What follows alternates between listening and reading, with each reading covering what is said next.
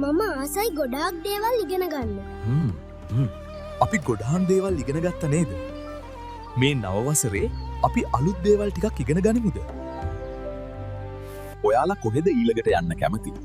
මොනවා ගැනද ඔයාලා ඉගෙන ගන්න කැමති? අපි අනුරාධපුරේ යන්.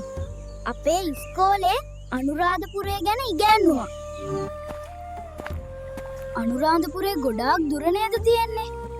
අපි කොහොමද එහෙට යන්නේ? අපි අහසින් යන්.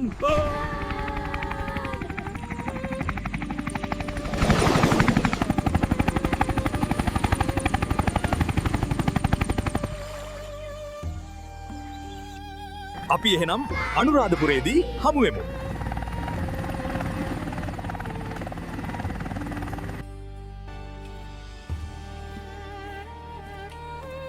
මම අද ඉන්නේ අනුරාධපුරේ රුවන්වැලි මහා සෑය ගාව. අද අපි අනුරාධපුරය ගැන පොඩ්ඩක් ඉගෙන ගනිමු. අනුරාධපුරය කියන්නේ නිකම්ම නගරයක් නෙවෙයි. මේක තමයි අපේ ලංකාවේ පළමු රාජධානිය. වගේම දීර්ඝතම කාලයක් අගනුවර ලෙස පැවති නගරයයි.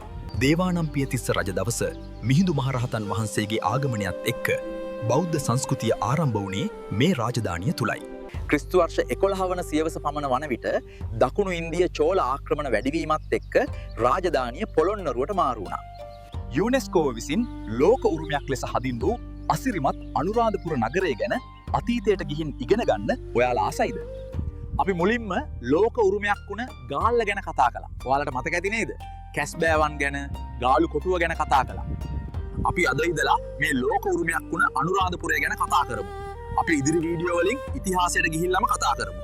ඔහෙනම් එන්න මාත් එක්ක අතීතයට ගිහිල්ලාම කතා කරමු. අපි තවත් අලුත් වීඩියෝකින් හමු වෙන්නම්. පරිස්සමින් ඉන්න.